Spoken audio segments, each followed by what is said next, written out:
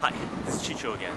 Now, if you've been following the math series, this wall should be fairly familiar to you. I've used this wall on a fair bit of different sections for the introduction of a lot of sections. Basically, this time we're here to do, I don't think I ever did a really formal introduction to the factoring section. We're about halfway through the factoring section. We're getting towards the halfway through the factoring section. And I really haven't done an introduction to the factoring section.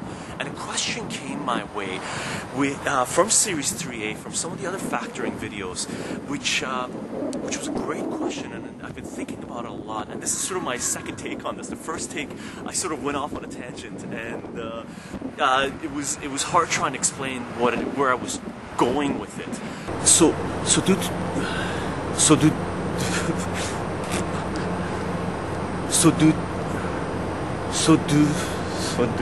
what I'm going to do is do another take on this, and I wrote down a fair bit of stuff, and I'm going to try to fit it all on this wall. Okay. Basically, the quick answer to why we factor is basically twofold. Okay. The first reason is the same reason why we talked about prime factorization, branching things off, numbers, rational numbers into their prime factors from Series 1, is basically we want to find out what they're made out of, right? What their core building block is, what the simplest form of the function is that we can break it down to, right? So if we have a large polynomial, we factor large polynomials just basically same way. We try to figure out what things multiplied together make up the original polynomial. That's the first reason why we factor polynomials. The second reason is, and it's 100% associated with the greatest common factor, is because we want to find commonality between different polynomials or different functions, right? So what I'm going to do right now is, try to fit everything I wrote down on this wall here. And again, we're going to listen to a little bit of music, and I'll lay it down. And as soon as we finish laying it down, we'll come back and talk about it. Okay?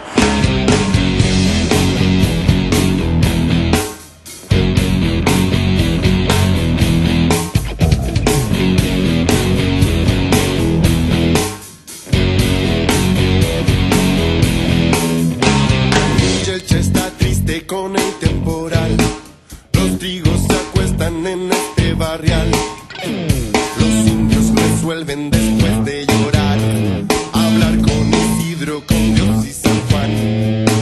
Camina la machi para Guillatún, Chamal y revoso, trailonco y cultrúm.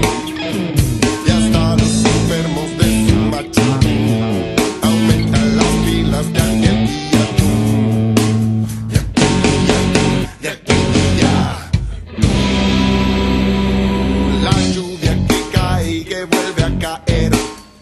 Indios la miran sin hallar qué hacer. Se arrancan el pelo, se rompen los pies, porque las cosechas se van a perder. Se juntan los indios en un corralón, con los instrumentos rompe una canción. La machi repite la palabra sol, y el eco del campo le sube la voz. Le sube la voz, le sube la voz. So the question from Series 3A that came to me from one of the other factoring techniques was basically, why do we factor? It's a simple question. The answer is huge. But what I'm going to do right now is, what I've done right now is break it down into two subcategories of why we factor. Okay, the first one is basically, it's only related to GCF, which is the greatest common factor, and we've already done a series on that, right? Explain what GCF is. And GCF is used to find commonalities between things, right? That's a huge part of, what life is about, what mathematics is about, right? When you give it one function and another function, what's similar between these two functions, right? That's the GCF. Right? The second reason we factor is something that we talked about in Series 1, which comes down to the real number set. We started off with the real number set and we broke it down to rational numbers and irrational numbers, right? And we figured out that every number in the rational section of the real number set can be broken down to its prime factors, right? So that's a huge power. That gave us the power to take a large data set and break it down to its core elements, which is basically the prime numbers, right? And that's why we end up factoring, why we're factoring functions, trinomials, why we're factoring polynomials and other types of factors, right? Which is to break functions, to break equations down to their core elements, to see what they're made out of, right? We started off, we took it from, when we're prime factorization doesn't come into polynomial equations, it comes into the real number set, it comes into dealing with numbers. When we had, the number 12, we break it down to its trees and factor it out to its prime numbers, right? So the number 12 is made up of 2 times 3 times 2, right? So we broke down the number 12 to what its core building block is, right? What it's made out of. And that's exactly the same reason we're going to start factoring polynomials. So we're going to take, a large polynomial and break it down to see what other polynomials make up the original polynomial. And if we can factor those further, we're going to do it again, we're going to do it again, and we're going to do it again. So what all of these factoring techniques do is they sort of work together for us to break down large polynomials or polynomials in general to find out what those polynomials are made out of. And at the end, we can have small polynomials that when multiplied together give us the larger polynomial, right? Breaking down polynomials works exactly the same way as it did for breaking down numbers, natural numbers, right? Or any number in the rational number set, right? So what we end up having is multiple functions multiplied together to give you the original function. And what that tells us is those functions are now the building blocks of the function that we're looking at, the function that we're analyzing, right? Or the model that we're talking about. Right? And once we created functions for different things, once we created different types of models, then we took our models, an equation, we came up with a function that explains this, whatever it is that's happening, right? Then we take that model and take a look at what it's made out of and break it down, factor it out, if it's a polynomial, factor it out and try to figure out what other functions are embedded within the original function, right? So, there's a lot to this.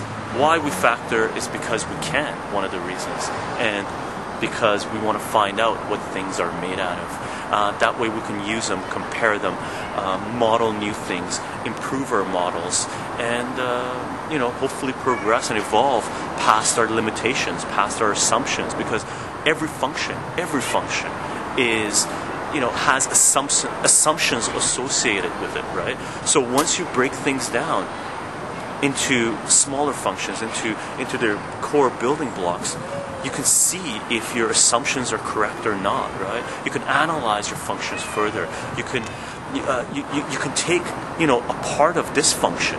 You break this function down and you come up with a new function, and each one of these is a different function, right?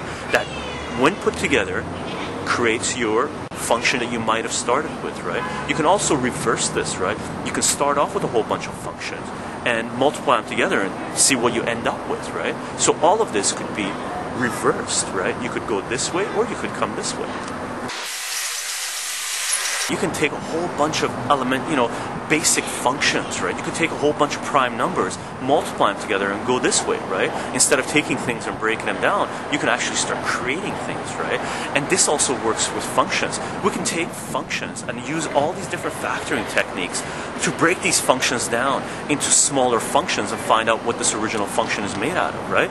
Or we can take smaller functions, and we have a whole bunch of smaller functions, right? We can take smaller functions and multiply them all together and come up with new functions and analyze those new functions and try to figure out, what the new model says, or if it's even relevant, right? Do all the assumptions here hold when we get to the original function up top, right? Or when we get to a new function up top, right? Multiplying this function and this function, whatever those are, W and Q together, are they compatible? Can we multiply them together to give us gx? And will gx make any sense? Is that a relevant function? Is that a function that we can use? Or does it tell you anything? Or is it garbage? Is it a whole bunch of words put together that have no meaning? Right? Or can you take a whole bunch of words and create a sentence that gives you more information? Can you take a whole bunch of functions and put them all together that gives you a brand new functions that has a meaning that you didn't know before, right? So again, it's just playing around with the language. Why we factor? There's multiple reasons why we factor. Two of the basic reasons, two of the core reasons that we factor is, one, we want to find what's similar between things. Two is we want to find out what things are made out of.